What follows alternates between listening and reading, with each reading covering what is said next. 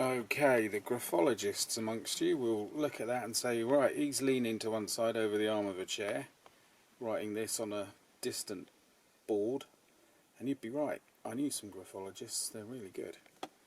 They know what they're on about, it's a science, you know. Anyway, here we go, we're going to do this one, and let's see what this crazy bloke has to say. I should have lined that up. Good day to you all. With typical style, I've lost the first shot. So we'll make a new first shot and pretend nothing ever happened. So here we are. I've been wanting to get my hands on one of these for a while. And to be quite honest, I wanted the Airfix one. So I ended up with this. Just due to availability. And I thought, I don't know enough academy stuff really, so go on, give it a go.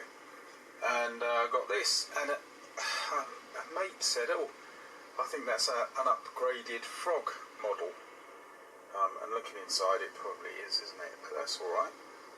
I've enjoyed several frog models, so one more the merrier kind of thing. And it's academy, so you know, there's been an upgrade. Anyway, enough of that. What we have here is a Grumman TBF-1 Avenger, US Navy torpedo bomber. That's what it says on the box. And I've made a start on it. So all we can really say is, it was grey plastic, and that was on sprues. You get the gist, don't you? So from here, we move on to shot number 2. And then I realised I'd forgotten to mention something else, vitally important. So here we go. Oh, I should have said, I got this off eBay, and included in the description, so I wasn't caught out, is the fact that this is going cheap because there are no transfers. So I looked on the internet, and there were some Airfix transfers going. So I've got them, so I'm going to have to paint it up like the Airfix one, so I'll look online for the Airfix instructions and colour it accordingly. The interesting thing is I knew, like I say, I knew that was the case. So the minute I'd paid for this and bought it, I then went and looked for the transfers and bought that. So there's like a quarter of an hour difference between each purchase. You know what, you can tell where this is going. The transfers were from America, they arrived in a couple of days. This was from Britain, it arrived in a week. And you might think I'm joking, but I'm not. A week at best. And naturally, it's moving on rapidly, which is good, given the state of my computer.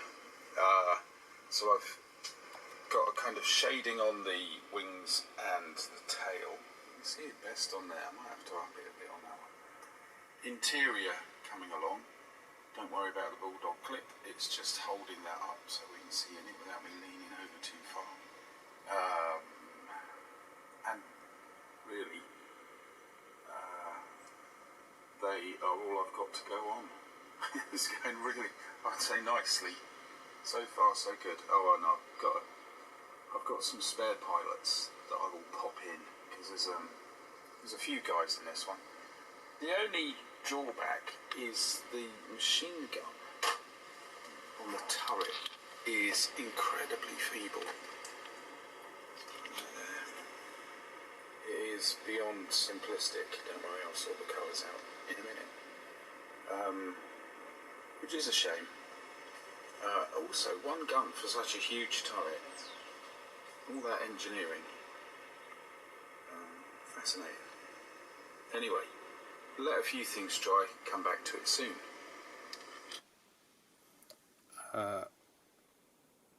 Yeah. Then I ran into problems. All of my own making. What a comedian.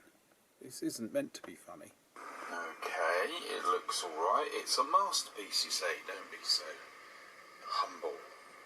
You may be a false humility, which is unbecoming. And I say, well, you missed out on the best bits. First of all, the wings and the tailplane. just like are so loose a fit that you could have them in all kinds of positions. So I've tried to line them up. Secondly, they want to waggle about because they're so loose, and so getting them in any kind of alignment has been near enough impossible. I've got a little cradle, but sometimes I find that more trouble than it's worth, and I ended up sliding bulldog clips under until I've got things the way I want them. Part of the problem at the tail, which I'm trying to resolve right now creatively, is the fact that possibly one slot is in a different position, is lower than its neighbouring slot. I think it's this one. So the tailplane is not in a straight line. It goes along there and then drops and goes along there. All this became completely irrelevant when I realised I'd put it all together and forgotten to put the turret in. So I had to prise it apart. Luckily, you see, I only use a little bit of glue usually. Where you see glue blobbed about all over the place is where we've had problems like I'm talking about now. So I prised it open, I've got it in.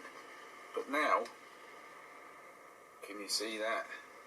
Both interiors are at a bit of an angle, but the seats aren't. So I'm going to stop there for the minute and have a lie down. Part 2 to follow. I thought this was going to be a quick one. Should have known better. Sometimes the simpler the model, the more fundamental the problems. So far, so average. I will say thank you for watching. See you again soon.